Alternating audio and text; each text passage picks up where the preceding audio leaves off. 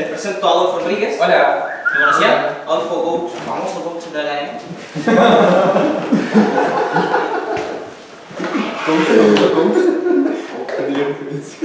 ¿Cómo se enteraron del club? Por este problema. Había un cartel como ese. Cacho. Como ese. Cacho. La publicidad efectiva. Así es. No perdí plata. Adelante, ¿cómo están? ¿Su nombre? Jesús. Adelante, caballero, su nombre. Pedro. ¿Cómo se enteraron del club? Juan. Juan.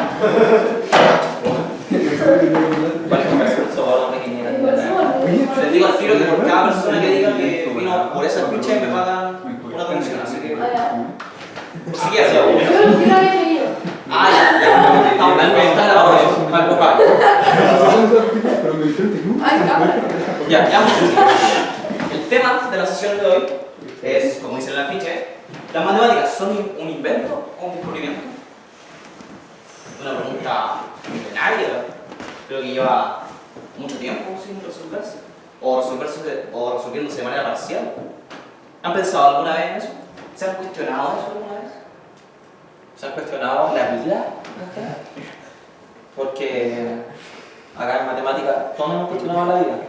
Acá en matemática, y desde siempre en la historia de la humanidad, la gente se pregunta las cosas, ¿sí? Entonces, cuestiones.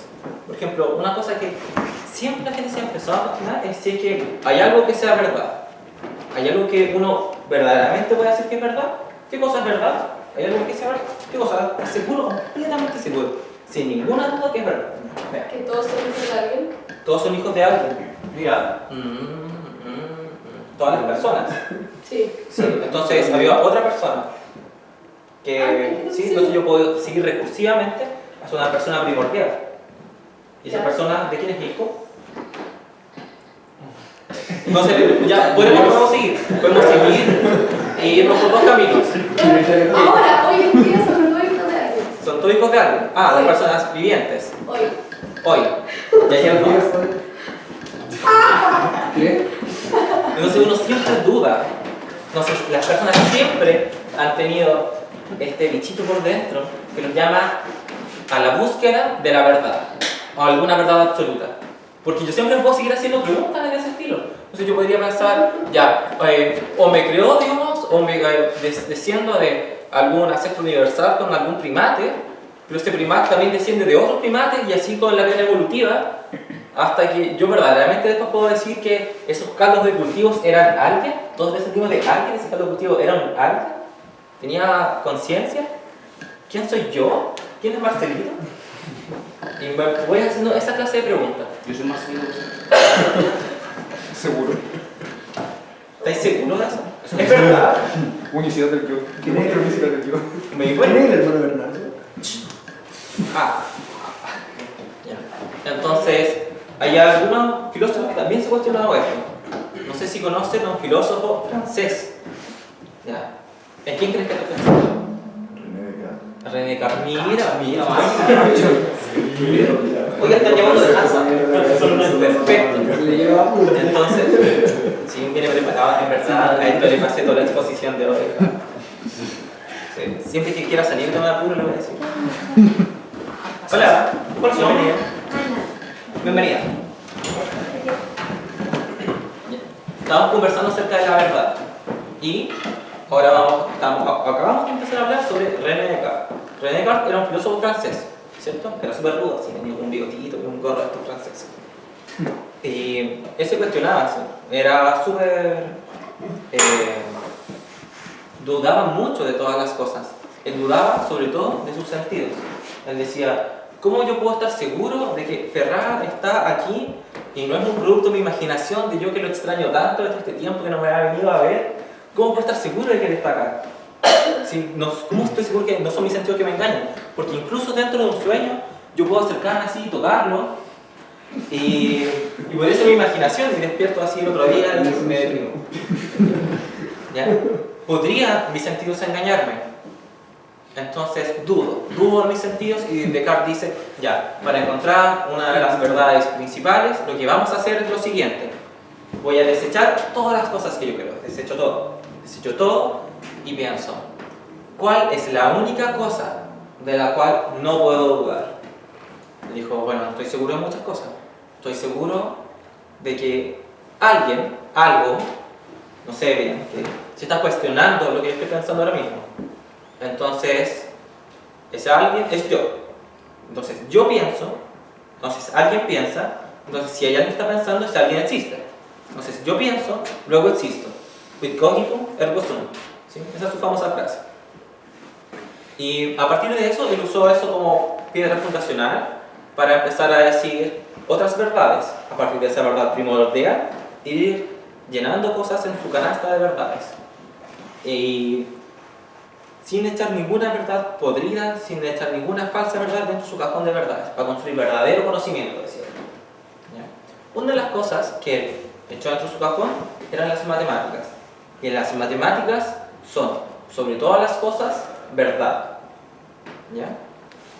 ¿Y por qué? Porque las matemáticas también tienen una piedra fundacional que la hacen ser verdad. ¿Ok? Estas piedras fundacionales, como en Descartes su afirmación de yo pienso, luego existo, en matemáticas son axiomas. Son verdades que yo asumo, para mí son evidentes, y yo digo, ya, esto es verdad y es innegable. ¿Ya? Bueno, y eso se hace desde mucho antes que Descartes. Quizás Descartes en verdad se inspiró en los axiomas matemáticos, porque para los antiguos griegos, por ejemplo para Platón, las matemáticas eran como algo súper sublime, así, tenía mucha mística. Había un grupo de personas que eran casi sectarios, se llamaban platónicos, eran súper locos. Personas mataron a un tipo porque quería divulgar los números irracionales. La gente en otros tiempos era más motivada. Así. Yo digo, oye, matemos a esta gente que dice que el 0,9 periódico no es 1. Y yo digo, bueno, entonces yo tengo verdades que son ciertas a simple vista para las matemáticas, se llaman axiomas, así se llaman, axiomas. ¿Ya? Gente que también dice postulados. ¿Ya? Matemáticas se llaman axiomas. Por ejemplo, la geometría antigua, uno de los más grandes matemáticos de la historia, se llama Euclides. No sé si les suena. ¿Ya? Euclides es una bestia, es teorema de Euclides. Ahí ven complejo, ¿verdad? Bueno, ya. Entonces, ¿cuántos axiomas dijo Euclides? ¿Alguien se sabe la respuesta? Por una galleta. Escribí 3 libros. Escribió caleta libros. ¿Cuántos axiomas escribió? ¿Escribió 3 o no? Yo no sé cuántos libros escribió. ¿Cuántos axiomas dijo? No, lo escribió más. Sí. Siempre la gente era más motivada. ¿Sí?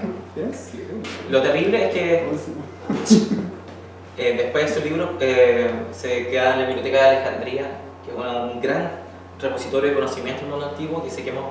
Entonces muchas de esas verdades quizás están perdidas para nosotros actualmente. Bueno, lo importante, no nos desviemos del tema. Euclides dijo 5 verdades. Así, por ejemplo, si tengo 2 puntos, hay una única recta que pasa por ellos dos. Entonces, claro, tengo un punto, tengo otro punto, toma esa recta. ¿Ya? Tiene sentido, ¿no? Bueno, yo me lo creo, así no me puedo poner a dudar eso. ¿Ya? Esas son mis acciones. Euclides enunció 5 acciones. 5. ¿Ya? Y entonces, ¿qué es lo que hace uno con las verdades? Como Descartes, tomo mis verdades y a partir de eso empiezo a echar más verdades al carro. Más verdades al carro. ¿Ya? Que tengo un gran conjunto de verdades. En sus libros Euclides redujo 48 proposiciones, solo usando esos 5 axiomas. ¿Ya? Así de era más apasionada. Muy brígido. Y en eso se basa principalmente la matemática. La matemática funciona así. Yo tomo un conjunto de axiomas que yo digo, esto es verdad, me parece verdad, tómelo o déjelo. ¿Ya? Esos son mis axiomas. Y a partir de estos axiomas, yo demuestro verdades. ¿Ya? Y a partir de estas verdades, demuestro más verdades. Y así, muchos teoremas. ¿Ok? ¿Ya? Entonces, ¿alguien tiene alguna duda respecto a esto? ¿No? ¿Estamos bien hasta ahora? ¿Ya? Pero siempre ha habido gente porfiada. ¿Ya? ¿Y podemos cuestionar los axiomas? Podemos cuestionar los axiomas. Porque, ¿paz? No. Sí. Más o menos cerca. Ya, no, bueno. Entonces, me dice, ¿sabes qué? No te compro tanto. A mí no me parece tan evidente esa verdad. Entonces ella me va a cuestionar a mí y a mis 5 axiomas de Euclides y me va a cortar uno. Hay uno de los axiomas de Euclides que no es tan evidente como todos los demás. Este axioma dice, da una recta y un punto fuera de ella, hay una única recta paralela. ¿Ya? Si tengo una recta, un punto, claro, o si tengo un punto y la misma pendiente. Si tengo un punto y la pendiente, puedo sacar la ecuación de la recta que pasa por ella. ¿Sí o no? Bien, entonces, en geometría euclidiana, quiere decir que cumple los postulados de Euclides, eso es súper verdad. Pero había un matemático del siglo XIX, XVIII, es como el fin del siglo XIX que lo postuló. Se llama Bertrand Riemann. ¿Ya? Tiene una barriga así. Hoy en día todos los matemáticos, un santo Riemann. Bueno, todos los matemáticos están como quebrándose la cabeza por una que se llama hipótesis de Riemann. Así Riemann era riquísimo. Bueno, y Riemann dijo, no me convence mucho, Riemann era un geómetra, él le gustaba mucho la geometría euclidiana, pero se dio cuenta, que Euclides también lo dijo, ¿verdad? Que a él tampoco le parecía tan cierto a simple vista su quinto postulado. De hecho, Euclides, en sus 48 proposiciones, trató de evitarlo así como la peste, su quinto postulado. Él decía, ya, demostremos esto y usa los 2 primeros, luego los 3 primeros, luego los 5 primeros. Pero el quinto lo usó solamente cuando ya había agotado todos sus recursos. Trató de demostrar todo lo que podía usando los primeros 4. Y después añadió el quinto, y ahí demostró varias cosas. ¿Ya? Pero lo dejó para el final porque no le causaba, no era tan evidente por los demás, como los anteriores 4. Y Riemann se dio cuenta de eso y dijo, ya. Entonces dijimos, tengo una recta, un punto fuera de ella, hay una única recta paralela. Pero ¿qué pasaría si no? ¿Cómo podrían haber más rectas? Entonces, él desarrolló otro tipo de geometría que se llama geometría. Ya, vamos a dar un premio a quien se sepa el nombre. Sí, un genio de esta gente va a dar el nombre. Si tú pusieras el nombre de una geometría, ¿cómo se llamaría? ¿Cómo? Hay que coger el nombre de alguna geometría. ¿Cómo le pondrías tu nombre? Sí. Sí. Tiene sentido. Sí. Geometría Marcelito. Entonces, Riemann pensaba de la misma forma y él dijo, bueno, esta geometría que hizo Riemann, es decir, yo, se va a llamar geometría riemanniana. ¿Ya? Geometría de Riemann. Y en esa geometría yo puedo tener, no estoy seguro, creo que son infinitas rectas paralelas. Y ahí las rectas como que se curvan un poco, ¿no? Es algo muy loco. ¿Ya? Y una vez estuve leyendo así y dije, ayuda, que debería estar haciendo mi pieza. No, mentira. En realidad tenía que estar estudiando, tenía que hablar otro día. Todo pésimo, ¿ya? Hay otra geometría con otros 5 postulados, cambió un postulado y desarrolló otra geometría completamente distinta. Esta otra geometría, la geometría de Riemann, es una geometría donde los ángulos interiores de un triángulo suman más de 180. Es súper raro, pero existe. Me dijo, vaya, si lo cambio, pasa esto, es consistente. Es decir, no se contradice a sí mismo. Pasa. Entonces, aquí los triángulos lo demuestra con el mismo rigor que caracteriza la matemática. A partir de esta verdad, obtengo esta otra. ¿Ya? Y los triángulos tienen figuras más o menos raras, pero sí, son triángulos. Tienen 3 vértices, 3 lados, y la suma de los interiores da más de 180. Es otra cosa nomás. ¿Ya? Él lo inventó. ¿Ya? Y así como Riemann tomó otro conjunto de axiomas para definir su geometría riemanniana, nosotros trabajamos usualmente con un conjunto de axiomas. Este conjunto de axiomas se llama ZFC. Así como la gente le coloca su nombre a las cosas, este se llama por 2 tipos. Se llama por Zermelo y Frenkel.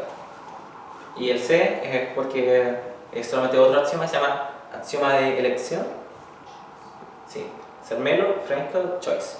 Porque todo el mundo, en el mundo científico, la gente publica en inglés, así que por eso se llama ZFC. Hoy en día, la comunidad matemática trabaja en ZFC. ¿Ya? Trabaja en ZFC y eso es mentira. ¿Ya? Les acabo de mentir. Es terrible mentiroso. Porque dije la comunidad matemática. Pero así como Riemann cuestionó los axiomas de Euclides, hay gente que cuestionaba los axiomas de ZPC y dijo, ya, voy a hacer mis propios axiomas con números sola y juegos de azar. Entonces, por ejemplo, un matemático que era súper cuático, desarrolló una que se llama teoría de juegos. Fue uno de los primeros en desarrollar la teoría de juegos. John Nash elaboró en lo que había hecho este otro matemático. Sí, pero sí, John Nash fue un gran aporte a la teoría de juegos. Quizás lo vamos a ver otro día en algún otro grupo. Es muy interesante eso también. Este matemático se llamaba... No me acuerdo por qué se cambió el nombre. Era apellido Newman, ¿ya? Y no, él era como austriaco y era como judío. No estoy seguro si era judío o solamente era antinazi.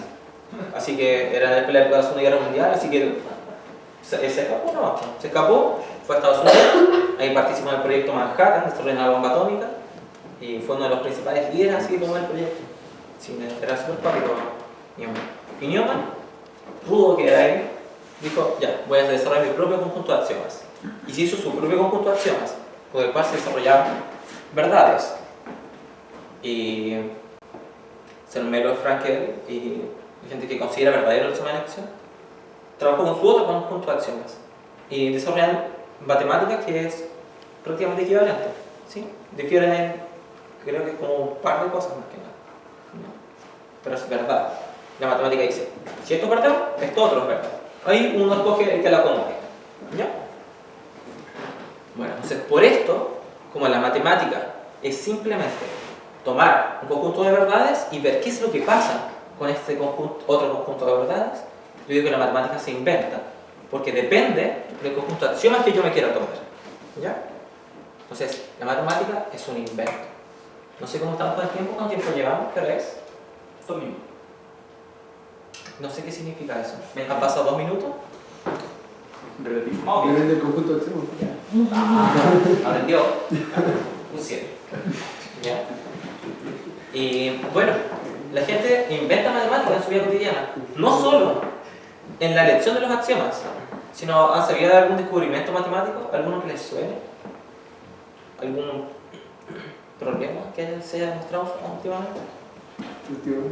Últimamente, así como el año pasado. El año pasado. Sí. ¿Cómo se mostró esa cosa de vuelta? Ya, vamos a hablar acerca de esas cosas. Bueno, resulta que los matemáticos se desafían los unos a los otros. Después les voy a contar una historia de cómo se descubrió la fórmula para los polinomios de grado 3. Uno conoce la fórmula de grado 2. La fórmula de grado 3 es una cosa así espantosa, ocupa como 3 planas la pura fórmula. Terrible. Nadie lo usa en verdad en la práctica. Bueno, el punto es, los matemáticos se lanzan desafíos los unos a los otros. Y una vez, en 1900, un gran matemático llamado David Hilbert juntó a todos los demás matemáticos. Todos los demás matemáticos en un congreso. No juntó a todos porque hay gente que no podía ir. Juntó caleta de matemáticos, lo más importante. En la Universidad de Göttingen, parece que. Bueno. Y ahí les presentó una cosa más. Les presentó 21 problemas. Les dijo, ya cabros, este siglo vamos a trabajar en estos 21 problemas y lo vamos a hacer todos. ¿Ya? Y ahí dio 21 problemas y dijo, ya, vamos a demostrar todos estos problemas. De hecho, su quinto problema, de hecho, era axiomatizar la física. Así se metía en el patal del caballo. Hilbert era un gran matemático, el más grande de su época. ¿No? Y este siglo la gente también hace esas cosas. Hay una cosa que se llama Instituto Klein de Matemática, que esos tienen unos problemas del milenio. Y te dan $1 millón si demuestra, creo que más, no me acuerdo cuánta plata es, pero es caleta. ¿Ya? Una caleta plata sí demuestra uno de esos problemas. ¿Ya? Y la gente, para demostrar esos problemas, pero hay un problema que se llama, lo demostraron, no es del problema del milenio, pero sí lo demostraron hace no tanto. ¿Ya? Demostraron un tema que se llama el último teorema de Fermat. Se llama el último teorema de Fermat porque Fermat dijo, es otro matemático, de hace mucho tiempo, así como 400 años atrás. Y él dijo hartos teoremas, pero hubo uno que no demostró. Y Fermat era súper flojo Fermat. Y Fermat dijo, ya, no sé, llegó algo de Chamberlain, dije, ¿sabes qué, profe? No me alcanza el espacio, pero confíame, yo tengo la demostración aquí, la tengo acá. Solo que no me alcanza el espacio, pero yo la sé demostrar. Él dijo, se me ocurrió una demostración excelente para este problema. Pero lamentablemente este margen es demasiado pequeño para escribirla. Y dejó eso ahí. Y dejó el problema enunciado. X a la n más y a la n igual a z a la n no tiene soluciones enteras, x y z, para n mayor que 2. ¿Por qué dura? Sí, se llama último teorema, porque ahora es un teorema que está demostrado. Como el teorema de Pitágoras, ¿no? Sí, es como el teorema de Pitágoras, pero Pitágoras va a un 2, ¿cierto? Sí. Si yo cambio el 2 por un 3, no tiene solución. Eso no es lo que dice Fermat. ¿Ya? Y la gente se volvió loca por ese problema. Loca.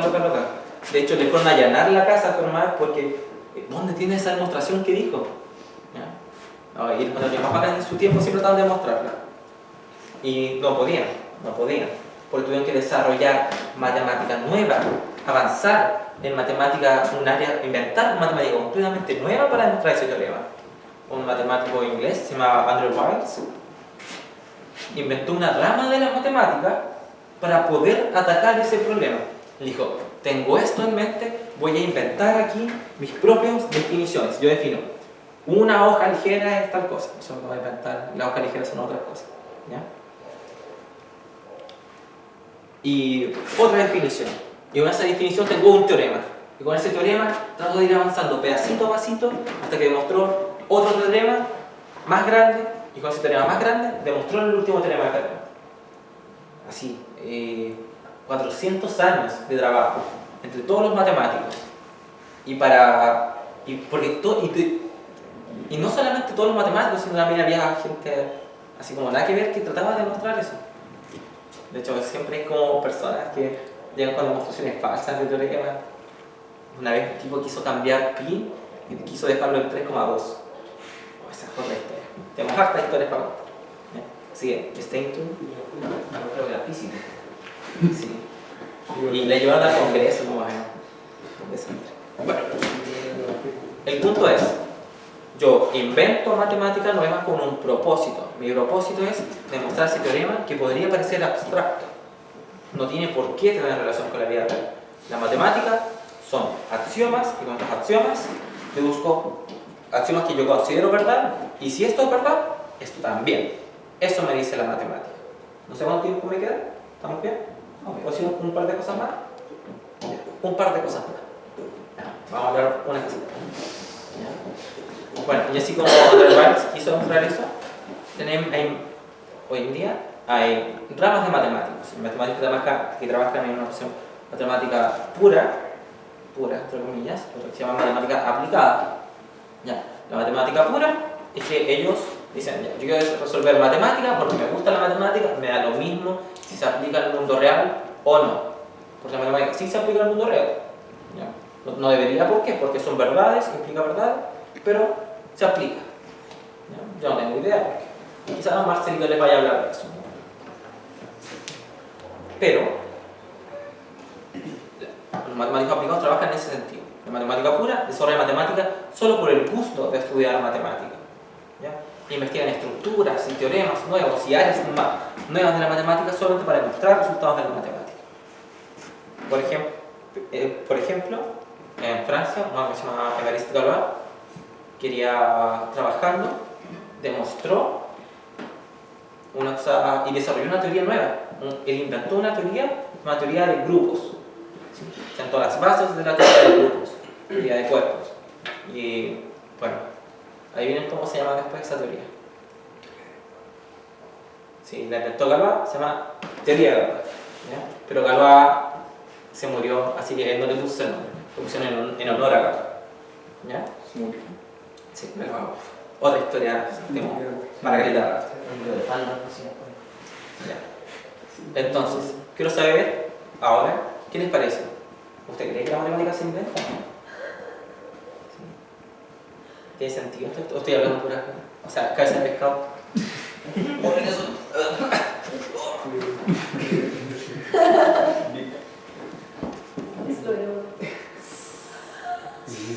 Paso. Escuché yo. ¿Ya? ¿Alguien quiere dar su opinión ahora? ¿Ya? ¿Alguien que apoya? Nadie me apoya. ¿Ya? ¿Alguien más cree que la matemática se inventa? Yo le apoyo en todo. Yo le apoyo. ¿Sí? Yo le apoyo como un 60%. Yo también. A ver, porque siempre tengo que apoyar. Sí, de los amos. ¿Sabes lo que sea? Lo que digo? Ya. Adolfo, cuenta conmigo. ¿Alguien que me quiera dar su opinión? ¿Sí? De acuerdo. Un voto de confianza. Sí. Ya. Bueno, eso les quería comentar yo. La matemática se inventa, no se dejen engañar. Son por esas personas que dicen que la matemática es un descubrimiento.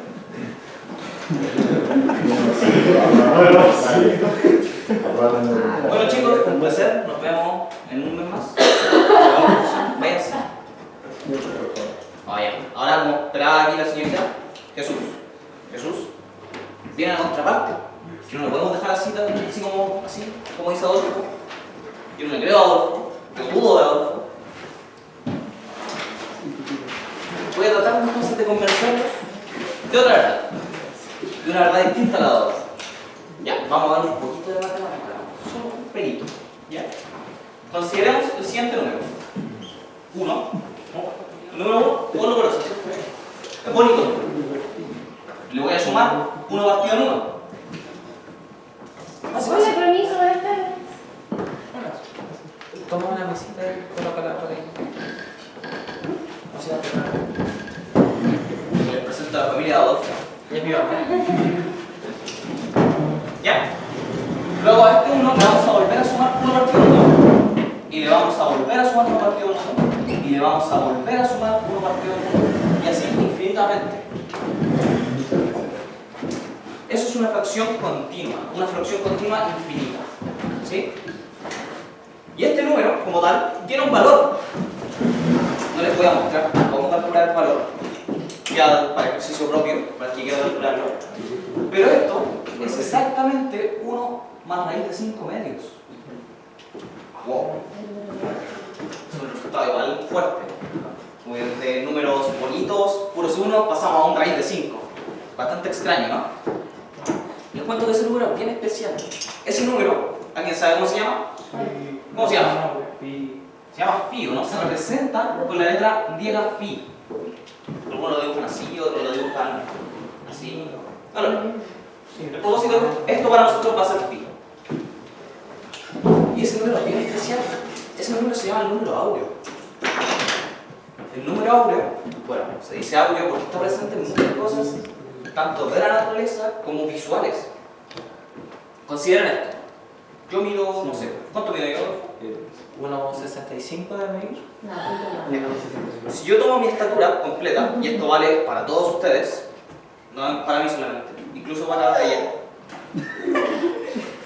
Si yo tomo mi estatura y la divido en la distancia desde mis pies hasta el ombligo, me va a dar justo ese número. Bueno, y ese número les adelanto un poquito que es aproximadamente 1.61 y más numeritos. ¿Sí? También está presente en las manos. Las distancias, claro, las ciertas distancias entre los huesitos que hay aquí también guardan cierta proporción. Y bueno, la gracia de este número es que nosotros podemos construir cosas con este número. Particularmente podemos construir un rectángulo. Este rectángulo que vemos aquí está medio cortado. Ese rectángulo tiene la gracia de que la razón entre sus lados, o sea, este lado dividido en este lado, corresponde justo con ese número. Bueno, y aquí yo puedo formar un cuadrado, ¿no? Después, con este cachito que me quedó, puedo formar otro cuadrado. Y con este cachito que me quedó, formo otro cuadrado. Y así voy formando cuadraditos. Con esos cuadraditos yo puedo formar una espiral. Esa espiral es la espiral áurea. Y con dicha espiral se empiezan a construir cosas bastante más interesantes. ¿Ya? Primero, les voy a contar que las cosas de toda la vida. Mira, tengo un amigo. Sus tarjetas, todas sus tarjetas son rectángulos áureos. Son rectángulos donde el cociente entre los lados del rectángulo es el mismo, 1.61 y algo más. Esto tiene una explicación, y es que las cosas que están hechas en esa razón, en la razón del número de oro, son más atractivas, son más interesantes a la vista, son más cómodas, son más útiles. No entiendo por qué, pero es así. como preguntarse por qué es más cómodo estar sentado que parado. ¿Sí? Y bueno, los computadores también están en esa misma razón, porque es más cómodo para la vista ver un rectángulo áureo. También las páginas web se diseñan en esa misma razón. Les tengo aquí, flujo matemática. Ahí. ¿Ya? Ahí está una imagen de las pirámides. Los egipcios ya sabían esto de la razón. Entonces sus famosas pirámides las construían con esa razón, de tal manera que el apotema se llama eso, ¿no? El apotema, la altura de una carga de la pirámide, dividido en la base, me da justamente phi.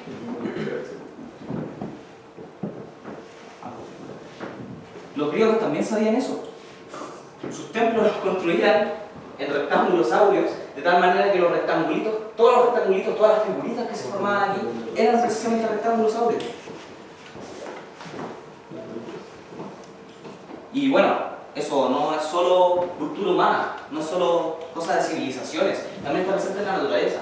Muchas figuras, muchas formas en la naturaleza, como la imagen que escogimos para este club, guardan cierta relación con el número áureo, en este caso con el espiral. Y bueno, uno puede decir, ya, pero esa imagen está inventada.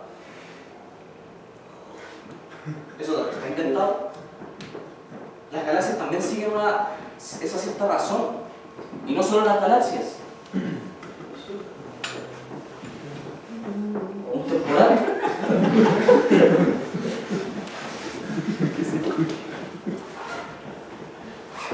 Voy a agarrar el cuadradito. ¿Qué dice? ¿O no? Pero no solo la naturaleza, sino que, como les decía antes, las marcas aprovechan de hacer sus dibujos, sus logos, aprovechando rectángulos áureos porque son más atractivos. Las figuras regulares, las figuras regulares en esta proporción son más atractivas al ojo.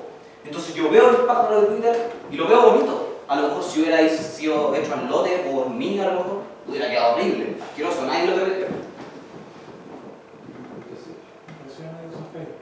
¿Cómo? Pareció una diosa feo. Claro. Ahorita no, claro. La marca de esa pequeña empresa de autos también tiene cierta relación con el número phi. En este caso, la razón entre esas dos distancias es el número phi. Y bueno, los logos siempre son diseñados de esa manera tan especiales. Aquí el logo de Toyota está encerrado en un rectángulo áureo, de tal manera que, bueno, no es precisamente áureo, de tal manera que esas distancias y esas distancias tienen la misma razón. ¿Qué razón? Phi. Y bueno, luego voy a mostrar el ejemplo más calado que encontré, que fue el de Mach. Se ve re poco. Ahí por ahí entre medio hay un rectángulo áureo, hay una circunferencia, ahí está la espiral. De hecho, el logo de la academia también está hecho de una manera más o menos similar, un poco más sencilla, más piola, pero también está hecho más o menos así. Y bueno, una curiosidad que les quiero dejar es que, bueno, ¿cómo pueden saber ustedes si un rectángulo es áureo? Si yo les muestro un rectángulo, ¿cómo podrían saber que es áureo? ¿Y los lados o no? Sí, dividiendo sus lados, es una manera. Otra manera un poquito más geométrica sería tomar el rectángulo, colocarlo así. Después van a tomar el mismo rectángulo y lo van a colocar así, pegadito al otro. Van a trazar una línea que una esta esquina con esta esquina. ¿Sí? En este caso la línea va a ser el lápiz. Ahí. Si esa línea pasa por ese vértice, como lo pueden ver ahí, más o menos, el rectángulo es áureo. Yo hice la prueba con los computadores, tomé unos computadores, los vi buenos. Y sí, son áureos. Y que obedecemos las Sí, pasadita me eché el computador.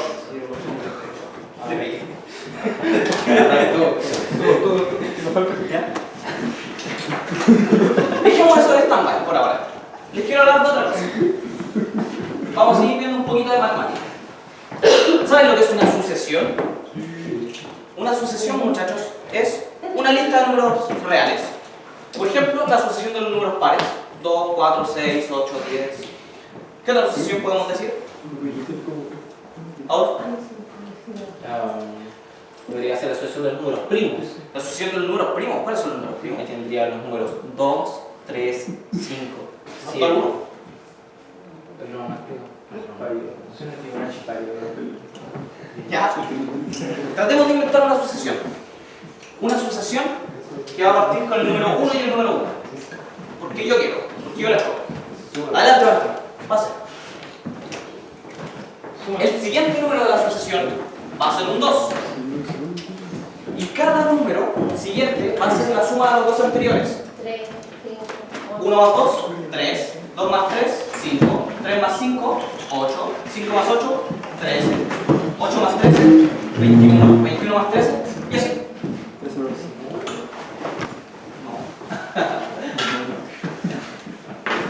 ¿Sí o no? Esta sucesión se llama la sucesión de Fibonacci. ¿Está bien? Esta sucesión guarda un pequeñito misterio. ¿Qué pasa esto? ¿Cuánto será? Bueno, 1 dividido en 1. 1. Responde la pregunta, ¿cierto? ¿Cuánto es 2 dividido en 1? 2. Responde la pregunta, ¿cierto? Aquí se pone un poquito más interesante. ¿Cuánto es 3 dividido en 2? 1,5. ¿Cuánto es 5 dividido en 3? Como que siempre es 1, algo. 8 dividido en 5.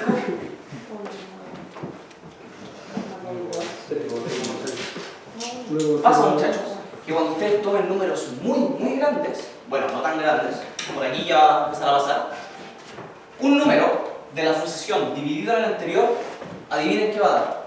1, Va a dar el número phi, el maravilloso número phi. Esta sucesión guarda una estrecha relación con el número phi.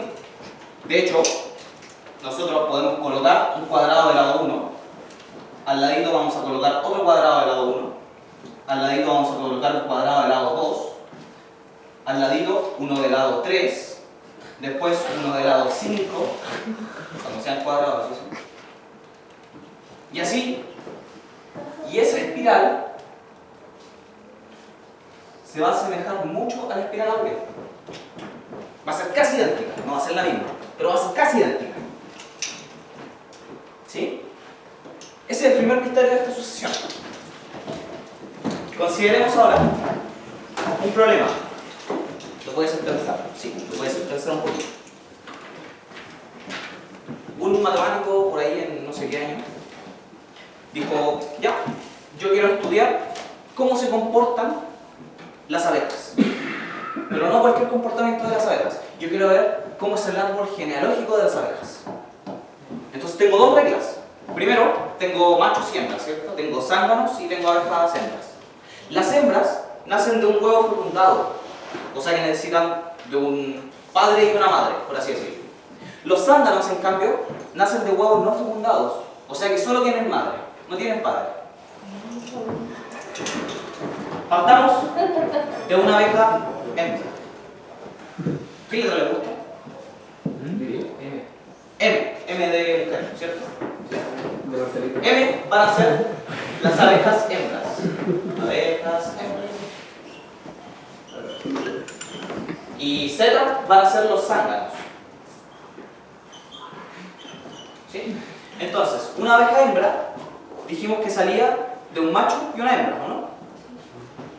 Había un zángano y una hembra. El zángano venía solo de una hembra. En cambio, la hembra venía de un zángano y una hembra.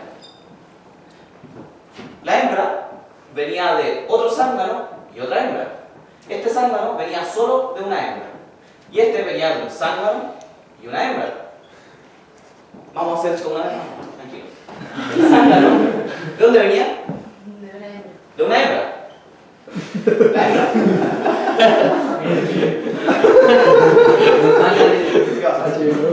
De un zángano y una hembra, este venía. Oye, no preguntaste. ¿Qué una? Ya. ¿Tienes que avisarme eso? Soy disléxico. ¿Ya? Esta hembra entonces viene de un zángano y una hembra. No se rían. Falta eso.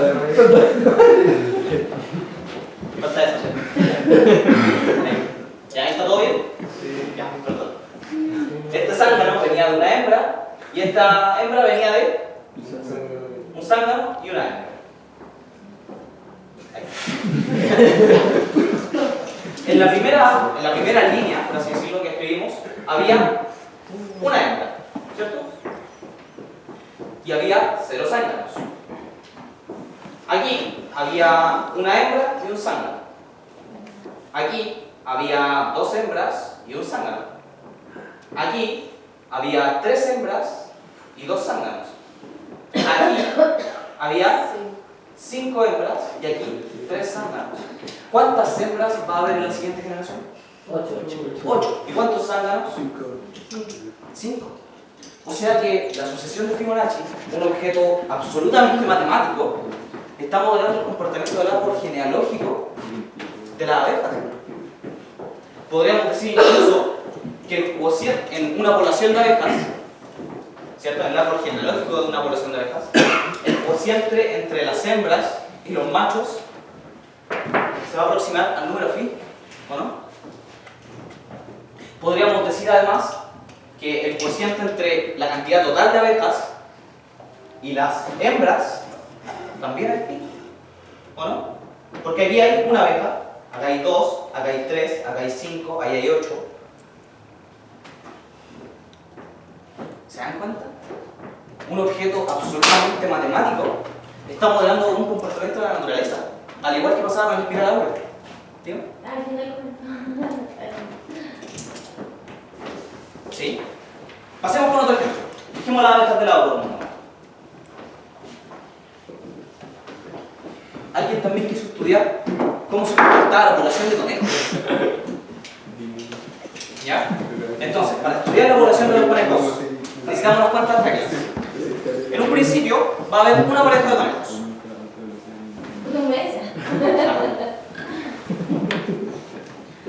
Los conejos pueden hacer cositas, pueden aparearse a partir del primer mes de vida. A partir del primer mes de vida, los conejos se empiezan a aparear y no dejan de hacerlo. Y cada pareja de conejos da a luz a una pareja de conejos de sexo distinto. Y bueno, los conejos son incestuosos, así que les da lo mismo hacerlo con sus hermanos. ¿Ya? Vamos a ver qué pasa con los conejitos. Tenemos la primera pareja. ¿Cómo la veo? Con ¿cuál? ¿Cómo quiera? ¿Yo doble P? Jota. Como con una doble P. Uy, que van a ser muchas. Ya, con el número 1. La primera pareja. Ya. Es sencillo. La primera pareja. Esto es al principio, en la situación 1, en el momento 1. Al siguiente mes va a seguir la misma pareja de conejos, ¿cierto? Porque al cabo del primer mes recién pueden aparearse. Luego, en esta generación, estos van a poder aparearse y van a dar a luz a una segunda pareja de conejos. Ahí, ¿no? Y estos van a seguir vivos, que los conejos no mueren, son inmortales. Este es en el instante 3, ¿cierto? En el instante 4, este no puede dar a luz porque acaba de nacer, ¿cierto? Este sigue igual. Pero este da a luz a otra pareja de conejos, la pareja 3. ¿Sí? Después, en el instante 5, este puede dar a luz a una pareja, da a luz a la pareja 4 y sigue vivo este. Este acaba de nacer, ¿cierto? Entonces no puede dar a luz.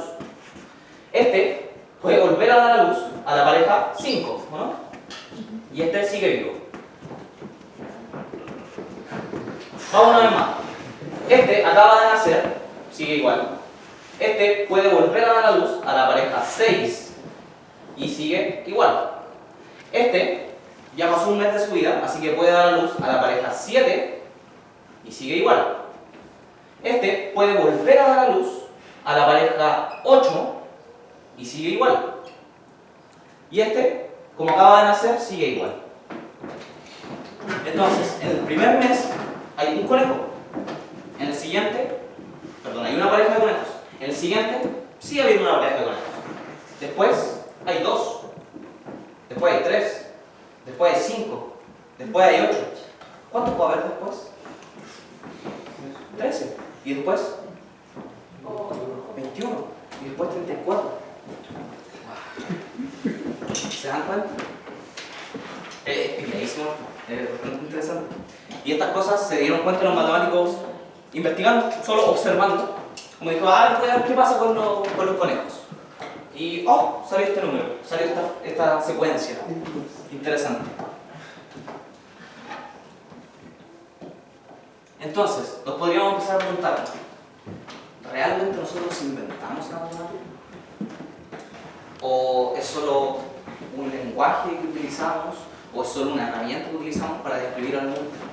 Para describir los sucesos reales que ocurren en el mundo. ¿Será acaso que la matemática explica la unión entre Ferrat y Waddell?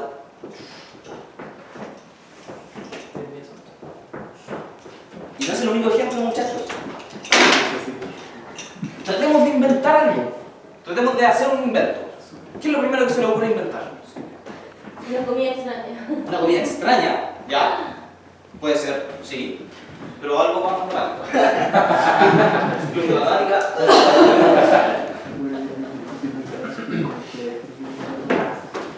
Ustedes saben lo que es una ecuación, ¿no? Una ecuación es reforma, ¿no? 2x más 1 igual 0. Entonces podemos despejar la x pasando restando el 1 y dividiendo el 2. Entonces encontramos la solución de una ecuación. ¿Sí? Eso es una ecuación lineal, una ecuación de grado 1, donde la incógnita es una variable de grado 1.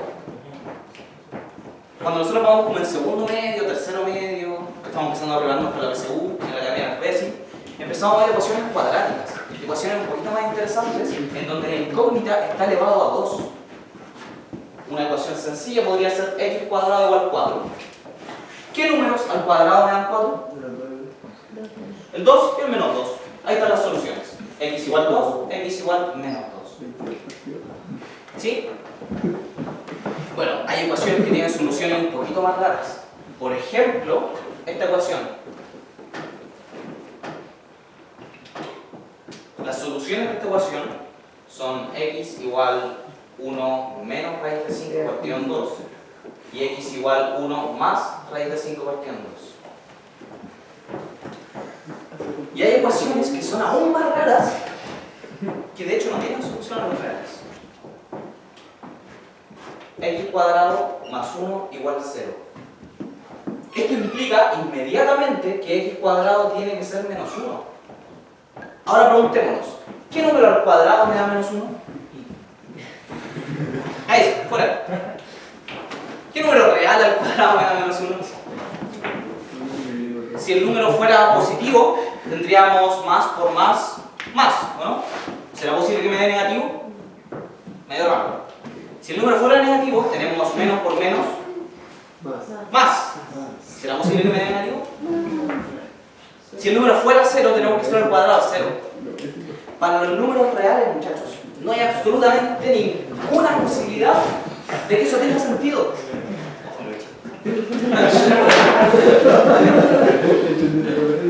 No hay ninguna posibilidad. Entonces, como los matemáticos somos ociosos, decimos, ya, bueno, yo no quiero trabajar en matemática aplicada, yo quiero trabajar en matemática pura, y como me encanta la matemática, voy a inventar un número. Voy a inventar un número que sea solución de esta ecuación. Ese número evidentemente no va a ser un número real. Y lo voy a denotar con la letra I de imaginario. Claro, porque es un número que estoy inventando. Y la gracia de ese número es que al cuadrado me da menos 1.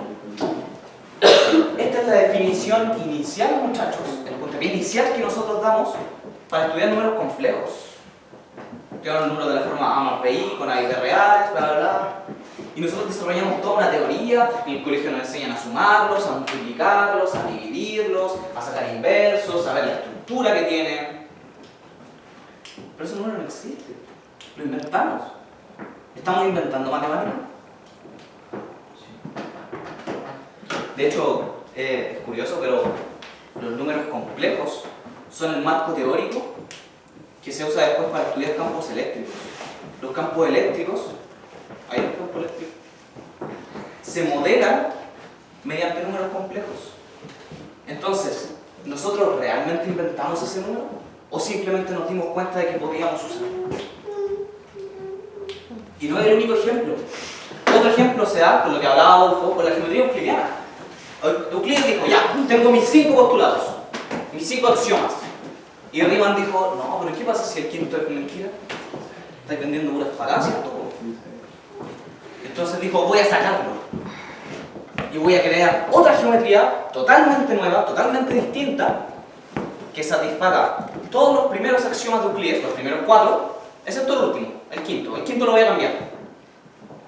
Y creó una geometría. Uno podría esperarse que él inventó algo, eso no tenga sentido. El punto es que sí tiene sentido.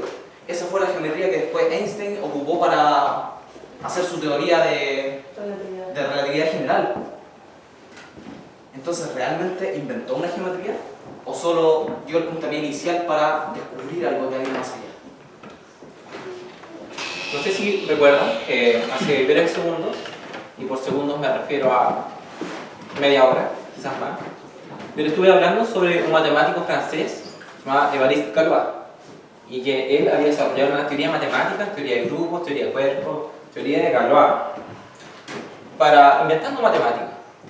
Bueno, Galois, lo que él no sabía era que se iba a morir a los 20 años. Se murió trágicamente a los 20 años, y uno acá con 21 no sabe. Bueno, la gente era más apasionada. Se murió en un duelo así, le pegó un balazo. Después dijo, necesito todo mi valor para morir a los 20 años, por favor no lloren por mí. Sí. Y pasó toda la noche anterior a su muerte escribiendo. Toda la noche escribiendo, porque él se había ido a duelo por un lío de faldas. Un lío de faldas. Dicen que tuvo ciertas relaciones con la esposa de un capitán, de una guardia. Entonces el capitán se enteró y dijo, te reto un duelo. Y bueno, ahora este dijo, ya, soy matemático, no sé nada de peleas, así que me voy a morir. Seguro que muero. No es mucho, pero es trabajo esto. Matemático. Pasó toda la noche escribiendo. Él dijo, bueno, yo tengo todas estas ideas matemáticas en mi cabeza. Pasó toda la noche escribiendo matemáticas, todo su legado. Imagínate, te vaya a morir mañana y tienes todas estas cosas que comunicarle al mundo y no se las vaya a poder decir. ¿Qué tan rápido tienes que estar escribiendo? Así, pedazo de tendinitis, pero no importa, toda mañana me muero. Sí, cartas a su familia, a la misma chiquilla esta, señor capitán. Sí, a su hermana pequeña, no sé si... Bueno. Y la cosa es que, bueno, Galois murió, pero los escritos de Galois fueron encontrados más tarde. Y Galois había desarrollado su teoría porque le gustaba su teoría. La desarrolló... él la desarrolló teniendo en mente las soluciones de una ecuación polinómica de grado 5. Él demostró que no hay ecuación polinómica de grado 5 y de ningún grado mayor. Entonces tenemos fórmula para la de grado 2, fórmula para la de grado 3, que es así un corcho. Hay una fórmula para el grado 4, que es así un corcho, pero para la de 5 no. Y para más tampoco. Todo gracias a Galois. Él lo hizo con eso en mente. Y fue brígido, lo demostró de una forma súper elegante, con esta teoría de Galois. ¿Ya? Bueno, más tarde, esta área se llama teoría de grupos. Se utiliza una cosa que se llaman grupos de simetría. Y los grupos de simetría, yo lo estuve estudiando ahí en la U, se utilizan para calidad de cosas. Sí. Se utilizan, por ejemplo, para ver, no me acuerdo cómo se llaman estas cosas de los cristales, alótropos, que quizás que se llaman. Bueno, disposiciones de las moléculas, así. No sé si son químicos, yo no. No, esos son para los átomos. Casi. ¿Pero qué cosa de cristales? Alótropos. No sé cómo... Bueno, diferentes disposiciones que puede tomar un cristal, ¿ya? Cristalografía se utiliza teoría de grupos. ¿Se miran todos los cristales en la distribución de cómo están hechos? No sé, pase el ramo así apenas.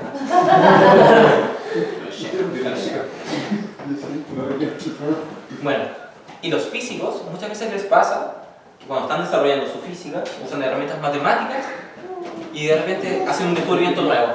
Y este descubrimiento nuevo de repente se encuentra con esta teoría de matemática pura, como fue lo que le pasó a Einstein con la geometría riemanniana, que el desarrollo de la teoría física usó un elemento de matemática pura. Entonces a veces los inventos, los descubrimientos se encuentran, igual que en diferentes áreas de la matemática. ¿Ya? Un ejemplo bien rígido, que es que, bueno, Euclides desarrolló su geometría con regla y compás. Las 48 proposiciones de Euclides están hechas con regla y compás. Y bueno, hay matemáticos que se dedicaron a ver qué polígonos yo puedo construir con regla y compás. Yo puedo construir un triángulo equilátero, puedo construir un cuadrado, puedo construir un pentágono, pero no puedo construir un heptágono. Con regla y compás no es posible. Y durante años fue un gran problema que ¿cómo hacemos eso? ¿Y si no se puede? ¿Y cómo demostramos que efectivamente no se puede? Y bueno, la solución vino siglos más tarde con justamente algo lo que dice Adolfo, teoría de cuerpos. Con algunos elementos de la teoría de cuerpos, que algo netamente algebraico, se demostró que el heptágono no se puede construir con regla y compás. Y problemas así de siglos, es un problema de los griegos. El problema de los griegos, así si a nosotros nos asombraba el problema de 400 años, se puede llevar miles de años, casi 2000 años sin resolverse. Difícil. Bueno, lo que sucede es en la matemática, Marcelo estuvo hablando harto de los complejos. ¿Ya? Entonces, los complejos se inventan, pero también uno puede descubrir propiedades acerca de ellos, como estas cosas del campo eléctrico, porque yo no invento el campo eléctrico. Por ejemplo, Newton no inventó la gravedad. ¿No? ¿O sí? Antes de Newton caían las cosas, ¿no? No. No, ¿Sí? Todo flotaba. Newton se dio cuenta de este fenómeno y él, para explicarlo, usó este lenguaje. Él desarrolló su propio lenguaje. Él inventó una herramienta matemática que se llama cálculo infinitesimal. Ahí los caballeros acá son unas bestias para calcular, hay puros 7 en la U, ¿sí o no? Sí, todo seguido tú. O sea, Más. Marcelito también. Bueno, las matemáticas, a pesar de que yo hago un invento, muchas veces a mi invento le puedo encontrar un significado, le puedo asignar una idea. La matemática, les mentí, no solamente habla de axiomas y consecuencias. La matemática trata fundamentalmente de ideas. Claro, formalmente es de axioma a consecuencia, pero eso es muy frío. La matemática no es tan fría. La matemática tiene sentimientos, tiene ideas. Y esas ideas uno las pone en marcha a través de su idioma. Y su idioma es el idioma de los axiomas. Entonces, por ejemplo, vamos a tomar otro plumón. Por ejemplo, cuando uno toma números complejos y decide multiplicarlos, inicialmente es simplemente multiplicarlos por una cantidad tal que al cuadrado me da menos 1. Entonces yo sé que, por ejemplo, si se multiplica 3i por 2i, esto me da 3 por 2, 6, y por i al cuadrado, e i al cuadrado es menos 1, o sea, esto es menos 6. ¿Ya? Y una persona dijo, pero ¿qué significa esto? ¿Qué idea asocia detrás? Entonces él a un invento le asocia un concepto. Entonces, yo sé que tengo una recta real. Voy a poner aquí una recta de todos los números reales. ¿Ya? Voy a ver el símbolo de los reales. R. ¿Ya? Y vamos a anotar aquí el 1. ¿Ya? También, por aquí también está el 0, el menos 1. ¿Sabes sin qué palma? Bueno, y yo por eso casi me muero más chico. Amigos, una es como esta, ¿ya? Entonces, una persona pensó lo siguiente: ¿cómo funcionará la multiplicación compleja? Entonces dijo, i al cuadrado es menos 1. Entonces, si yo multiplico por menos 1, si yo tomo un número real, y lo multiplico por menos 1, esto es lo mismo que multiplicarlo 2 veces por i, ¿cierto? Por i al cuadrado. Entonces, un tipo razonó de la siguiente forma: tengo acá un número real. Si yo lo multiplico por menos 1, sería acá del lado opuesto, ¿cierto? El opuesto de la recta numérica, en el menos 1. ¿Cómo sería multiplicar la mitad de giro? ¿Dónde quedaría? 0. ¿Dónde? ¿Dónde? 0. 0 acá, ¿sí? ¿O ahí? Arriba. Sí, sí, ahí. Acá. Aquí quedaría, ¿cierto? Porque esa es la mitad y luego el mismo giro. ¿Ya? Si esto es un giro de 180 grados, la mitad es de 90. Entonces, multiplicar por i debería quedar más o menos acá. Entonces, por esta razón, él dijo ya, tenemos los números reales, los números imaginarios vamos a poner verticalmente. Es como una animación paralela. Entonces aquí tengo i, 2i y 3i. Y acá tengo i por cualquier número real. Y lo expresaban así. Y así tengo ahora un plano donde puedo representar la multiplicación compleja. Y entonces ahora multiplicar por un complejo es rotar. Entonces muchas veces la rotación se representa mediante números complejos. Y las ondas, por ejemplo, muchas veces tienen ecuaciones asociadas que involucran desplazamientos, rotaciones. Porque no sé si conocen, cuando yo tengo como espiras, que se llaman estos como tubitos de metal, y donde les induce un campo eléctrico, se produce, si lo hace por imán, induce un campo eléctrico en una dirección perpendicular. Bueno, he visto demasiado YouTube, parece. Funciona de una forma parecida. ¿Ya? Induce, puede asociarle un significado, puede comunicar una idea. Ahora, los matemáticos usan la idea de la rotación con números complejos. La matemática es el lenguaje en el cual nosotros expresamos ideas.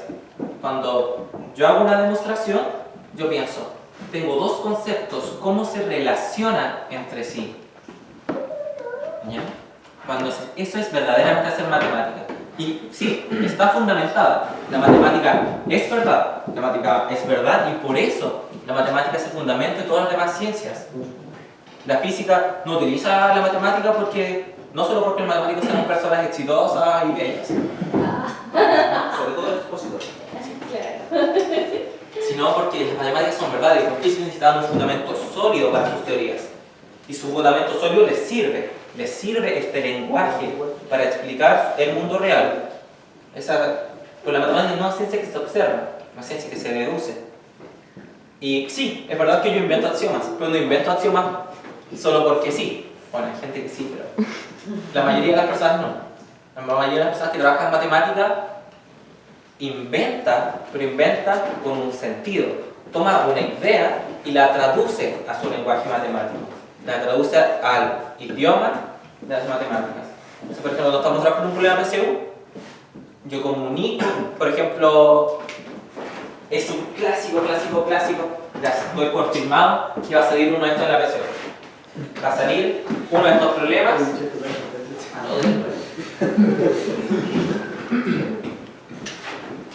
Dice, si f de x más 2 es 5x más 3, entonces, ¿cuánto es f de 4?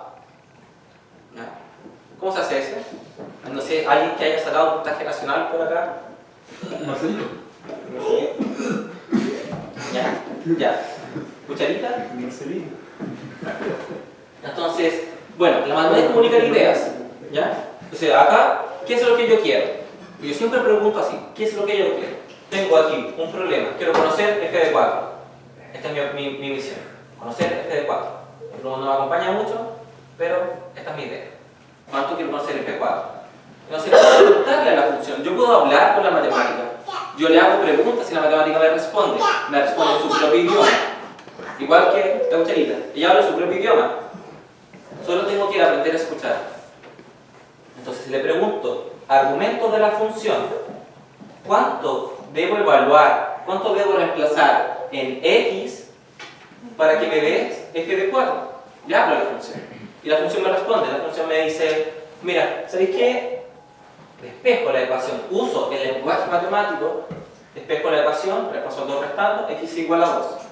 Y entonces obtengo una respuesta. F de 4 va a ser f de 2 más 2, y esto es 5 por 2 menos 3. Ah, gracias, no sé suma. 5 por 2, 10, menos 3, 7. Listo. Una buena para la PSU. Faltan. ¿Cuántas preguntas faltan? Como 79. Ahí, listo.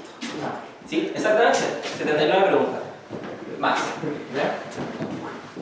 Bueno, entonces, esta es mi opinión personal. Las opiniones emitidas en el Club de Matemáticas no representan la opinión de la Academia de Racing ni sus asociados. Mi opinión personal, la matemática son ideas. Algunas ideas están ahí. Está la idea de que no me puedo reproducir en el primer mes, pero después sí. Y eso se expresa en un lenguaje. Se expresa en el lenguaje. Se expresa en el lenguaje de las situaciones Fibonacci. Eso de primero no, pero después sí. Primero no, después sí. O algunos no, otros sí. Como los zánganos. Ideas a matemática. Y la matemática fundamental, axiomas. Si la matemática es cierta, pero además tiene un fundamento en la realidad. ¿Ya? Nació de la realidad. Puede que hoy en día sea algo independiente, quizás. Pero nunca uno deja de tener en mente que tiene un sentido, tiene un objetivo.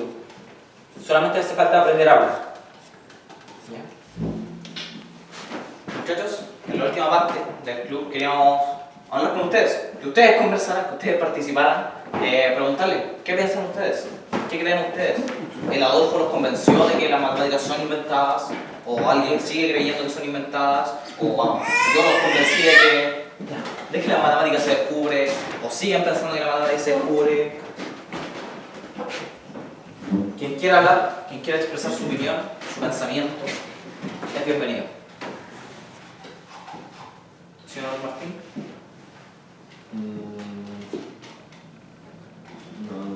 No opina. Se dice comúnmente que las matemáticas son el lenguaje de Dios. Sí, de hecho en el Sí. cartel pusimos esa frase, famosa Sí. frase. Dice Galileo dijo, las matemáticas son el lenguaje con el que Dios escribió el universo. Oh, que lo leo. Sí.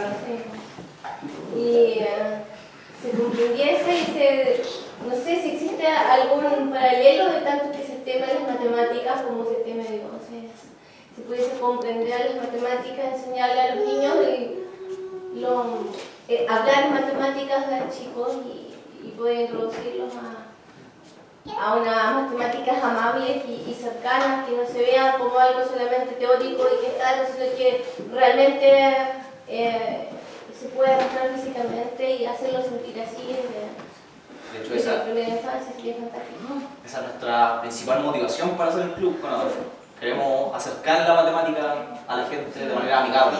Sabes que yo soy una de las matemáticas, me gusta, pero pregúntame cómo me iba y cómo no tengo tan incorporado el lenguaje matemático, pero sí soy una admiradora. ¿Alguien más quiere compartir su opinión? ¿O no opina? ¿No opina nada? No sé, yo pienso que son como maneras de expresar el lenguaje lógico para expresar la idea. ¿Qué opina el Guaro? El guado. Pero yo digo Roberto. Ya, ¿qué opina el Roberto? Mira.